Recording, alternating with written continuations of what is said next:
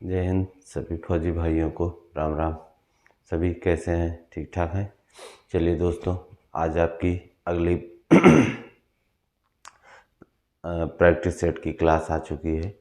तो इसमें आपको शानदार से 10 क्वेश्चन फिर आज मिलेंगे जिसको आप लोग देखेंगे और आपके पेपर में ऐसे ही संभावित प्रश्न आने वाले हैं। तो चलिए दोस्तों, पहले प्रश्न की तरफ बढ़ते हैं, सीधी क्लास शुरू करते हैं। बस आप लोग क्लास को लाइक कर देना, शेयर कर देना और चैनल को सब्सक्राइब कर लेना। चलिए दोस्तों, पहला क्वेश्चन है आज का अपना, सरल कीजिए 170 + 30 भागे 6 - 5 × 2। तो ये दोस्तों आपका लगेगा बोडामास के रूल पर। बोडामास का रूल होता है पहले ब्रैकेट, फिर ऑफ, फिर डिवाइड, फिर मल्टीप्लाई, फिर गुणा, सॉरी मल्टीप्लाई के बाद फिर एडिशन होता है, फिर सब्सट्रैक्शन होता है। तो दोस्तों अब यहाँ पे आप देखिए, आपको कहीं ब्रैकेट दिख नहीं रहा है, ब्रैकेट दिख नहीं रहा। तो सबसे पहले अब इसमें हम डिवाइड को सॉल्व करेंगे। डिवाइड को सॉल्व करेंगे। डिवाइड में क्या करेंगे, 30 में 6 से भाग देना है। 30 में 6 से भाग देंगे तो 6 का पहाड़ा पढ़ें कि 30 से ज़्यादा ना हो। तो 6 पंचे 30 यानी 5 बार गया।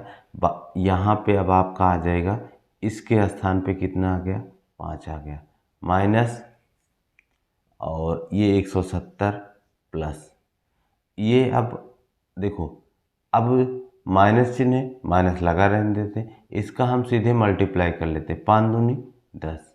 ठीक है, अब इसको जोड़ लीजिए, 175 - 10 बराबर कितना आ गया, 165, 165। ये आपका आंसर हो गया। समझ गए बबुआ कैसे करना है? सबसे पहले आपको डिवाइड करना है। सबसे पहले आपको क्या करना है, डिवाइड करना है। डिवाइड किया, उसके बाद गुणा किया, फिर जोड़ा, फिर घटाया। चलिए दोस्तों, ये था आपका पहला क्वेश्चन। दूसरे क्वेश्चन की तरफ बढ़ते हैं। दूसरा क्वेश्चन आप देखकर भी आंसर बता सकते हो, मेथड से भी लगा सकते हो। आपके पास 3 तरीके हैं। देखिए, दिया गया है कि ऊंचाई है, 5 विद्यार्थी हैं जिनकी ऊंचाई 30, 40, 50, 60 और 70 वाले 5 विद्यार्थियों की औसत ऊंचाई बताना है। औसत बताना है। तो औसत बराबर होता है भैया, आप सुने हैं, औसत बराबर होता है, औसत बराबर कुल पदों का योग बटे कुल पदों की संख्या।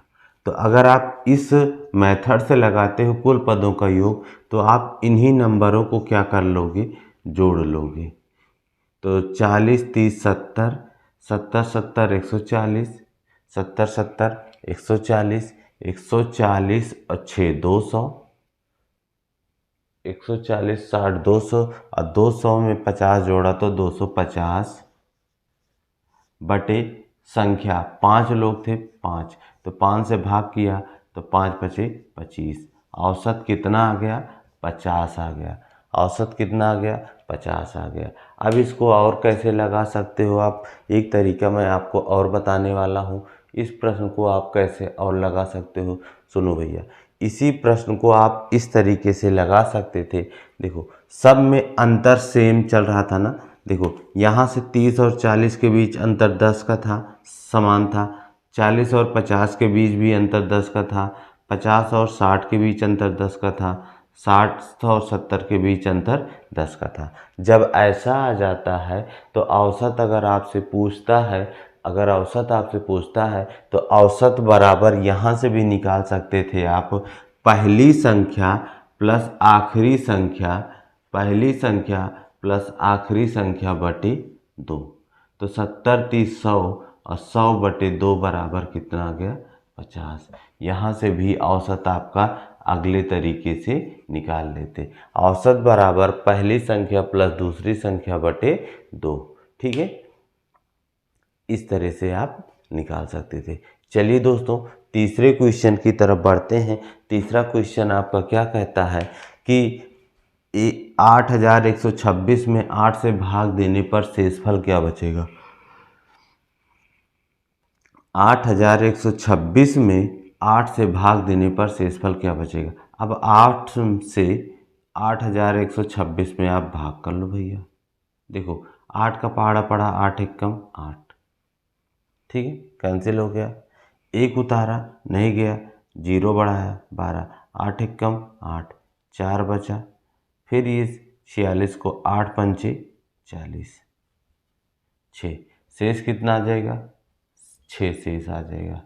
ठीक है, ये तो लंबा वाला तरीका था, ये तो आपका लंबा वाला तरीका था। अब मैं आपको एक छोटा सा शार्ट तरीका बता दे रहा हूँ कि कैसे आप देखकर भी बता सकते हो कि कैसे इसमें शेषफल बचेगा। 8 के विभाजिता का नियम आपको पता है। 8 के विभाजिता का नियम होता है कि आखिरी के 3 अंक क्या होने चाहिए, 8 से कटने चाहिए। 8 से विभाजिता का नियम आपको पता है कि आखिरी के 3 अंक क्या होने चाहिए, 8 से कटने चाहिए। अब 8 से कटेंगे तो आखिरी का 3 अंक यानी 126 केवल ले लो, आखिरी के 3 अंक 126, 8 से भाग करो। 8 का पहाड़ा 1 में नहीं जाएगा, 12 में, 8 एकम 8, 4 बचा 46 बना, 8 पंचे 40, कितना शेष बच गया, 6 शेष बच गया। तो यहाँ से भी आप कर सकते थे, ऐसे भी आप प्रश्न को सॉल्व कर सकते थे। चलिए साथियों अगले क्वेश्चन की तरफ बढ़ते हैं। प्यारे प्यारे 3 क्वेश्चन और फटाफट करेंगे, आज लंबी क्लास नहीं लेना क्योंकि ज़्यादा से ज़्यादा क्वेश्चन कम से कम समय में आपको देना है। तो देखो 76 मीटर लंबा और 48 मीटर चौड़ा आयत का परिमाप क्या होता है। परिमाप होता है भैया कि किनारे किनारे आरी आरी की माप। जैसे आपका खेत हो गया, आपका घर हो गया, या आप ट्रैक पे दौड़ते हो या खेलते हो या दौड़ते हो ना, या जैसे देखो इसका अगर हमें परिमाप पूछना, जैसे इस मार्कर को हम ऐसे बना लें, ठीक है, एक एक और लगा लेंगे इसके ऊपर, तो परिमाप पूछेंगे। तो हम ये मार्कर जहाँ से ये लंबाई ये और ये इसके ऊपर ऐसे जो रखा जाएगा इसको चारों को क्या कर लेंगे, जोड़ लेंगे। तो आयत में आमने सामने की भुजा क्या होती है, बराबर होती है। तो आयत ऐसे होता है आपका, देखो ये है आयत, ये लंबाई होती है, ये चौड़ाई होती है। लंबाई आमने सामने की भुजाएं बराबर होती हैं, यानी अगर ये लंबाई 76 तो ये ऊपर वाली भी 76, ये चौड़ाई 48 है तो ये भी क्या होगी, 48 होगी। अब आपको कुछ नहीं करना, मान लीजिए ABCD दिया गया है, ये बिंदु रख दिए गए ABCD, तो A से शुरू करिए, B से C से D से A, यहाँ तक का सबका क्या कर लीजिए, आप जोड़ लीजिए। आप जोड़ लीजिए, यही आपका परिमाप होगा। तो आयत का परिमाप का सूत्र भी होता है परिमाप बराबर 2 ब्रैकेट में लंबाई धन चौड़ाई, क्योंकि 2 बार लंबाई जोड़ी गई और 2 बार चौड़ाई जोड़ी गई। तो 2 गुणे 76 प्लस 48, तो 8 छः 14, 7 4 11 1 12 गुणे 2 बराबर 2 चौके 8, 2 दूनी 4, 2 एक कम 2, 248 मीटर आपका परिमाप आ जाएगा। ठीक है भैया।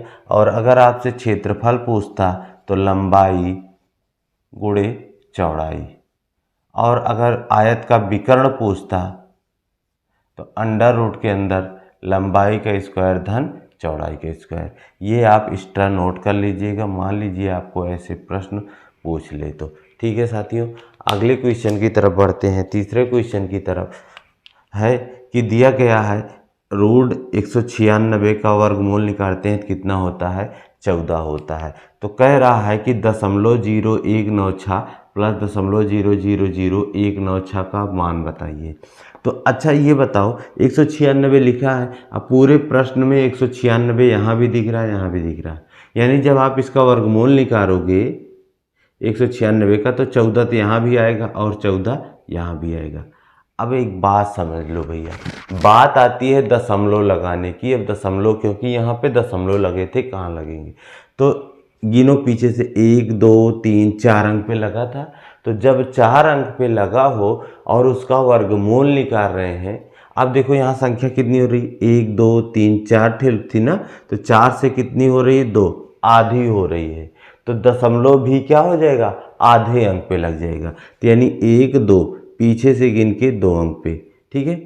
प्लस यहाँ पे 1 2 3 4 5 6 संख्याएं मान थे, तो वर्गमूल निकाल के आधा होगा, यानी कितना 3 अंक, लेकिन 2 ही अंक आए तो 1 0 इसके आगे बढ़ा के अब दशमलव लगा लेंगे। अब इसको आपको क्या करना है, जोड़ लेना है। जिसको जोड़ना नहीं आता वो देख लो कैसे जोड़ोगे। सबसे पहले आप 0.014 लिख लो भैया, फिर दशमलव के नीचे ही दशमलव लिखना 1 4, बस जोड़ लो इसको, 4 4 1 5 1 दशमलव, ठीक है। कितना आ गया 0.154, ये आपका क्या आ गया, आंसर आ गया, ठीक है, समझ गए। इसी तरह से आप दशमलव के नीचे ही दशमलव लिख के क्या करना है, जोड़ना है भैया, ठीक है। तो आप इस चीज़ को ध्यान में रखना। चलिए अगला क्वेश्चन आ गया। अगला क्वेश्चन है कि एक वर्ग का परिमाप दिया गया है। वर्ग क्या होता है, वर्ग ऐसी आकृति होती है जिसकी चारों भुजाएं क्या होती हैं, बराबर होती हैं, तो वही वर्ग कहलाता है, ठीक है। तो वर्ग में सभी भुजाएं, लंबाई चौड़ाई और ऊंचाई ए सभी क्या होती हैं, बराबर होती हैं। चारों भुजाएं क्या होती हैं आपकी, बराबर होती हैं। अगर हम परिमाप इसका कहें ABCD, तो अगर ये बराबर तो ये परिमाप हो जाता है, इसका परिमाप बराबर होता है 4A। अब 4A की वैल्यू दी गई है आपको 48, तो 48 बराबर 4A, तो ये 4 से काटा तो 12, यानी A की वैल्यू कितनी आ गई, A बराबर कितना आ गया, 12 आ गया। और क्षेत्रफल क्या होता है, अगर आपको यहीं से निकालना हो लंबाई गुणे चौड़ाई, तो ये लंबाई और ये चौड़ाई 12 आ गई, तो 12 गुणे 12, यह क्षेत्रफल बराबर वर्ग का होता है भुजा का स्क्वायर। भुजा कितनी आई है, 12 आई है, तो यानी 12 का जब आप वर्ग करोगे तो 144 सेंटीमीटर स्क्वायर वर्ग का क्षेत्रफल आ जाएगा। ये थे आपके साथ ही प्यारे प्यारे 3 क्वेश्चन, और अब आगे बढ़ते हैं, फटाफट करना है आज आपको। अजय साथियों, प्यारे से 2 क्वेश्चन और हैं, इसके बाद 2 और होंगे, बस आपके आज जल्दी से जल्दी ख़त्म करेंगे क्लास को। देखो लिखा गया कि एक स्कूल में 76% छात्र लड़के हैं तथा लड़कियों की संख्या 204 दी गई है, तो कुल लड़कों का संख्या बताइए। जब कभी भी कोई एक वैल्यू प्रतिशत में दे देना, जैसे यहाँ पे लड़के और लड़कियाँ थे, लड़कों का 76% है, लड़कियाँ कितनी हैं, तो साथियों आपको यहाँ पे एक काम करना होगा कि मान लीजिए स्कूल, देखो स्कूल में लड़के भी होते हैं लड़कियाँ भी होती हैं ना, तो हम क्या करते हैं, जो भी विद्यालय में पूरी संख्या थी उसको हम 100% मान लेते हैं। कितना मान लेंगे, 100% हमेशा माना जाता है कि क्योंकि वहाँ पे स्पेशल लड़के तो थे नहीं अकेले, लड़कियाँ भी थी, तो जितनी भी संख्या थी उसको हम कितना 100% मान लेते हैं। अगर विद्यालय में छात्र 100% थे, तो जिसमें से 76% लड़के थे तो घटा देंगे, 100 टोटल थे और 76% लड़के थे, घटा दिए तो कितना आ गया, 24 आ गया। कितना आ गया, 24 आ गया। ये 24% क्या है, लड़कियां हैं, ये क्या है, लड़की हैं, ठीक है। कितनी प्रतिशत है, 24%। और 24% की वैल्यू आपको दी गई है कि लड़कियों की संख्या 204 है, तो 24% बराबर 204 की, तो कुल छात्रों की यानी 100% का मान आपसे पूछा है, तो 204/24 गुणे 100। यहाँ से आप सॉल्व कर लीजिए। सॉल्व करेंगे तो 3 से काट दीजिए, 3 अठे 24, 3 अठे 24 और 3 छंग 18, 3 छंग 18, 2 20 और 3 अठे 24, ठीक है। फिर 4 से काट दीजिए, 4 दूनी 8, 17 चौके 68, 17 चौके 68। फिर 2 से काट दीजिए, ये 50 हो गया। 17 का 50 से गुणा कर लीजिए, 17 पचे 85, टोटल 850 छात्र थे।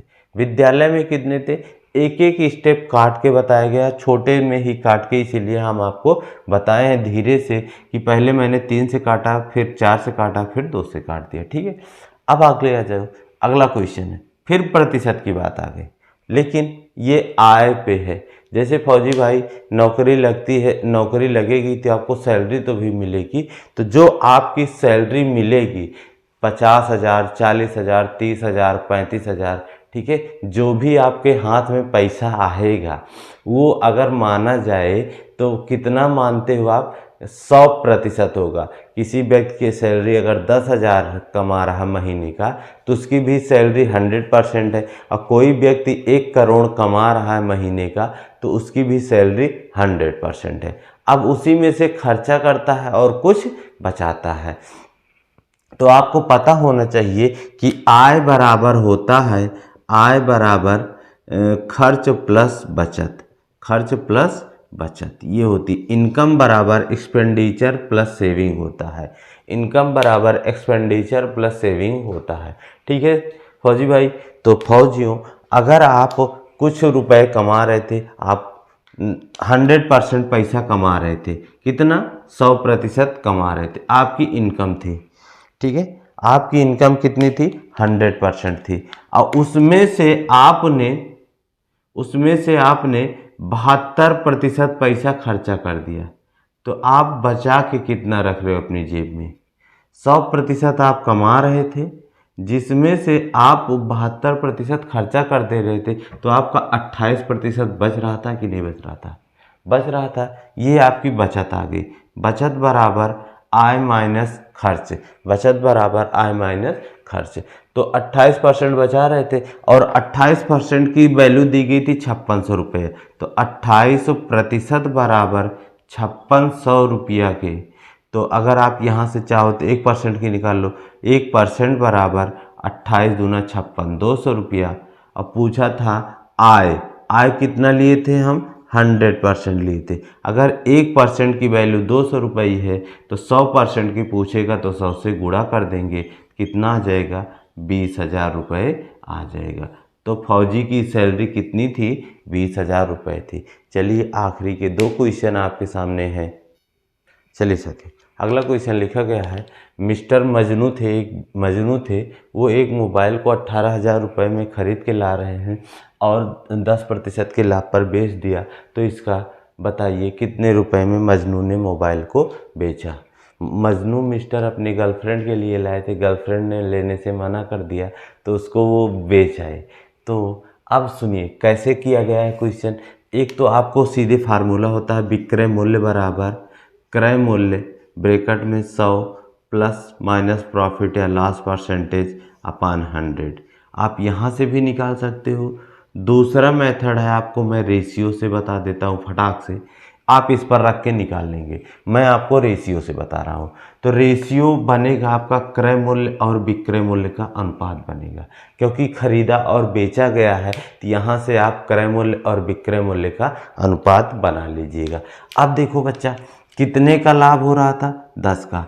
तो जब किसी सामान को खरीदेंगे, हम जितना पैसा दे के आएंगे ना, वो आप 100% मान लीजिए। वो मेरा था कितना परसेंट, 100% पैसा था। अब मजनू 10% के लाभ पर बेच रहे हैं, यानी अगर 100 रुपया का सामान खरीद के लाए हैं और 10 रुपया मुनाफा लेकर, फायदा लेकर बेच रहे हैं, तो कितने में बेच रहे हैं, 110 में बेच रहे हैं। कितने में बेच रहे हैं, 110% पे बेच रहे हैं। तो देखो इधर प्रतिशत खत्म।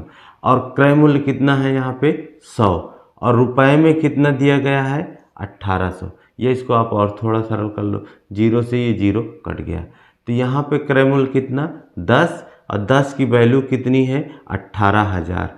तो 10 का मान बराबर 18,000 रुपया। तो 11 का मान पूछा है, किसका मान, 11 का। तो 18,000 बटे 10 गुणे 11, 0 से 0 कटा। अब 1800 गुणे 11 कर लीजिए, 1800 गुणे 11 कर लीजिए, तो आपका क्या मिल जाएगा, आंसर आ जाएगा। देखो 1 2 0, 11 8 88 के 8, हासिल 8, 11 एकम 11, 11 और 8 19, 19,800 रुपये में मजनू ने मोबाइल को क्या कर दिया, बेच दिया। समझ गए दोस्त। रेशियो में क्या करना है, जब कभी भी रेशियो क्रय मूल्य खरीदा है और लाभ पर बेच रहा है तो सबसे पहले क्रय मूल्य को आप 100% ले लेना। मान लेना कि सामान 100% पे खरीदा गया है, लाभ पर बेचेगा तो 100 में जुड़ जाएगा, हानि पर बेचेगा तो 100 में घट जाएगा। अब उसके बाद अनुपात बना लिए, 10:11 आ गया। अब देखो कौन सा मूल्य दिया गया है, 18,000 रुपये का खरीद कर, यानी क्रय मूल्य दिया गया है। तो क्रय मूल्य का अनुपात 10 था, तो 10 का मान 18,000 के बराबर। तो पूछा था विक्रय मूल्य का मान, तो 18,000 बटे 10 गुणे 11 कर लेंगे तो आप विक्रय मूल्य चुटकियों में निकाल लेंगे। और सूत्र से आप लोग इस फार्मूले को याद रखना, यहाँ से आप निकाल लेना। चलिए आखिरी क्वेश्चन पे आ गए आपके आज के। तो ये प्यारा सा क्वेश्चन है, यहाँ से भी कहा है 1,500 रुपये की राशि का 10% वार्षिक साधारण ब्याज की दर से 2 वर्ष का साधारण ब्याज क्या होगा। तो साधारण ब्याज बराबर होता है PRT/100। इसको तो आप बहुत बार पढ़ चुके भैया, याद रखना। इसीलिए मैं बार बार फार्मूला ही बता रहा हूँ कि आप याद रखेंगे, आपके क्वेश्चन आसानी से सॉल्व होंगे, आप पजल नहीं करोगे। गलत एरर होने के 99,999% चांस आपके कम हो जाएंगे। ठीक है, देखो मूलधन हो गया, कितनी राशि थी 1,500, ये हमारा मूलधन हो गया।